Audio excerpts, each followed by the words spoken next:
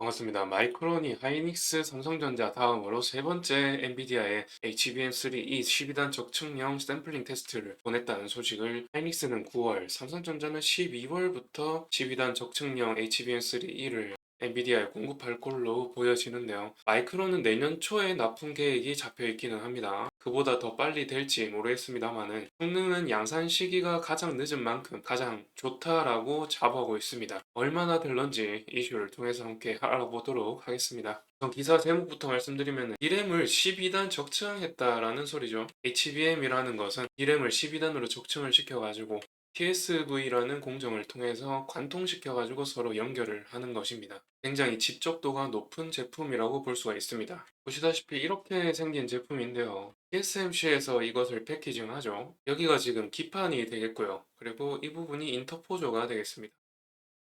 인터포저가 들어간다라고 하면은 아무래도 이제 2.5D라고 볼 수가 있겠죠. 그리고 인터포저 내부에서 GPU와 HBM을 서로 연결을 합니다. 연결을 통해서 인터포저를 통해서 기판으로 이렇게 전극이 흘러갑니다. 그리고 여기 보시면 TSV로 이렇게 구멍을 뚫어서 연결하죠. 이 부분에 범프가 들어가고요. 이게 크게 확대를 한 것인데 실제로 보면 굉장히 작습니다. 보기 좋게 시각적으로 표시한 것이라고 보시면 되고요. 어제 날짜인 10일에 마이크론이 자사 웹사이트를 통해서 HBM3E 12단 시제품을 공급했다라고 하죠. 엔비디아의 샘플링 테스트를 하고 있는 것으로 보입니다. 아무래도 이제 12월 달쯤부터 공급이 될 것으로 보이는데 보통 1개월에서 3개월 정도 걸리더라고요. 그런 점에서 빠르면은 10월부터 늦으면은 12월부터 공급될 걸로 보입니다. 그래서 내년 연초에 공급 계획이었던 일정 자체가 앞당겨지는 것이죠. 그리고 12단 제품의 성능이 8단보다 50%의 용량을 확보를 더 했고요. 전력 소모도 훨씬 줄였다라고 합니다. 마이크론의 현재 12단 제품의 대역폭이 초당 1.2TB 수준이라고 합니다.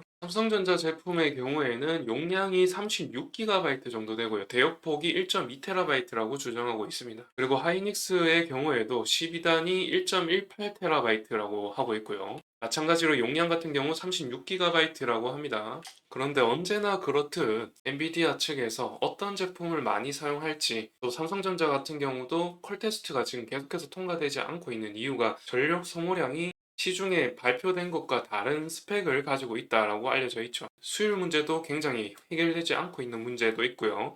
발열 문제도 계속해서 나오고 있다라고 하죠. 그런 부분들 때문에 컬 테스트가 연장되고 있는데 이런 부분들을 봤을 때 성능이 뻥 스펙일 수도 있다라는 점에서 지금 컬 테스트가 얼마 만에 통과될 것인지도 좀 추이를 지켜봐야 된다라는 말씀드릴 수가 있겠죠. 만약에 마이크론이 지금 컬 테스트를 삼성전자보다 빨리 통과할 경우에는 좀 더 빨리 삼성전자보다 점유율 확보를 할 수 있을 것이고 그렇다면은 HBM3E 12단 같은 경우 하이닉스 같은 경우 9월 말부터 공급한다라고 하는데 그러면은 블랙엘 제품 같은 경우 이 B200 같은 경우는 12월부터 공급되죠. 그러면은 12월부터 어느 정도 이제 시점 자체가 하이닉스와 마이크론이 거의 동일하게 공급될 가능성이 높기 때문에 그런 부분에 있어서 과연 마이크론이 이 점유율을 얼마나 확보할 수 있을지가 좀 주목해 봐야 된다라는 말씀 드릴 수 있고요.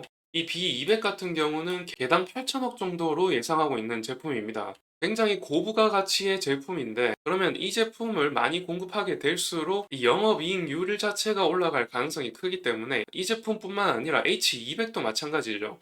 최근에 H200 제품을 공급하기 시작했는데 8월부터 공급한다고 하죠. 그렇다면 하이닉스가 지금 3분기에 HBM3E를 공급하면서 그 제품은 단독으로 공급할 가능성이 높죠. 그런 점에서 지난 영상에서 하이닉스의 3분기 실적도 굉장히 컨텀철포할 거라고 말씀을 드려왔습니다. 하이닉스 같은 경우는 3분기에 H200과 HBM3E 제품 그리고 마이크론과 하이닉스 같은 경우 동시에 공급할 가능성이 높아 보이는데 B200 블랙웰 제품과 3E 제품 이렇게 공급을 하게 된다라면 마이크론 같은 경우는 근데 캐파가 하이닉스의 10분의 1밖에 되지 않습니다. 그런 점에서 점유율을 아무리 끌어올려도 20% 미만으로 잡힐 것으로 보이는데요. 이런 단점이 있는 상황에서 삼성전자가 빨리 치고 나와야 되는데 아직까지 컬 테스트를 통과하지 못하고 있는 점이 다소 삼성전자가 계속해서 마이너스로 작용되고 있다라고 볼 수가 있겠죠. 그리고 이런 이슈가 나오니까 삼성전자가 계속해서 52주 신저가를 갱신하고 있는 모습을 보여주고 있습니다. 물론 지금은 AI 산업에 대해서 불신감을 계속해서 주가에 반영시키면서 삼성전자의 신저가가 반도체 전반적인 업황 자체에 대한 회의감이 반영되면서 내려가고 있는 것도 있습니다만은 AI 산업이 사실상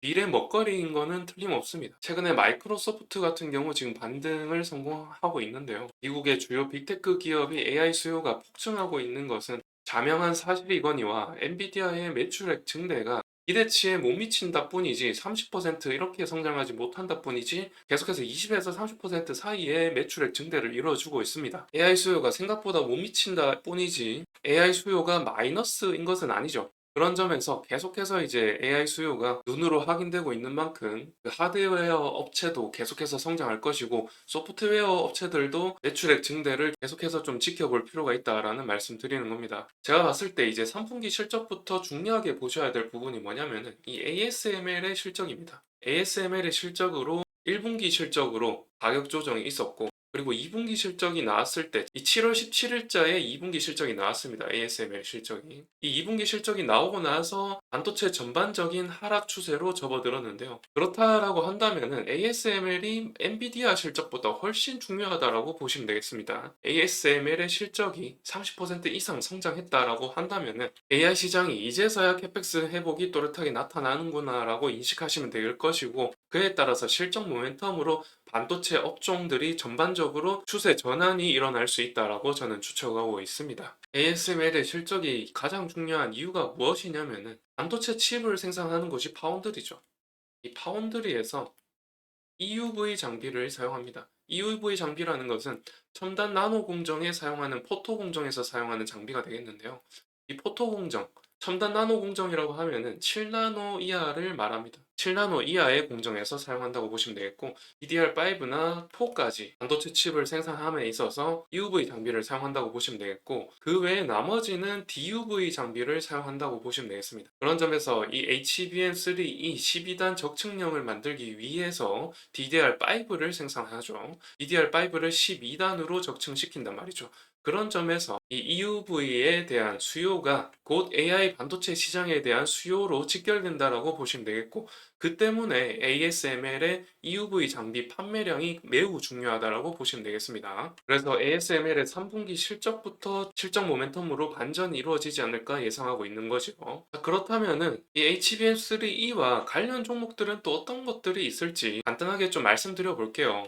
일단 뭐 테크인이 대표적으로 이제 마이크론에 독점적으로 공급하고 있는 업체죠. 그리고 YC 같은 경우도 이 검사 장비를 3사에 공급하고 있는 업체고요. 그리고 PSK 홀딩스 이렇게 대표적으로 세 종목 정도 말씀을 드릴 수가 있겠는데 이 종목들이 특이한 게 뭐냐면은 지금까지 반도체 업종들이 하방 압력으로 계속해서 내려가는 동안에 외국인들이 많이 매입을 했다는 겁니다. 이런 점들을 봤을 때 지금 반도체 하락장을 만든 주체는 사실상 우리나라 기관입니다. 기관들이 연일 계속해서 반도체 매도할 타이밍이 아니라고 언론에 얘기하고 있었습니다만은 그럼에도 불구하고 기관이 계속해서 매도를 이어왔고 그 하락하는 동안에 외국인이 매입을 했다는 점이 굉장히 특이하죠. 반도체 대부분의 종목들이 하락하면서 외국인이 팔기는 했습니다. 그랬는데 이 HBM 찐 수혜주들은 외국인이 매입을 했다는 부분이 굉장히 특이점이고 이런 부분들을 봤을 때 HBM 관련해서는 지금 바닥을 찍고 올라올 가능성이 크지 않나라고 생각을 합니다. 보시다시피 24년의 기대감이 반영되고 나서부터의 그 기대감이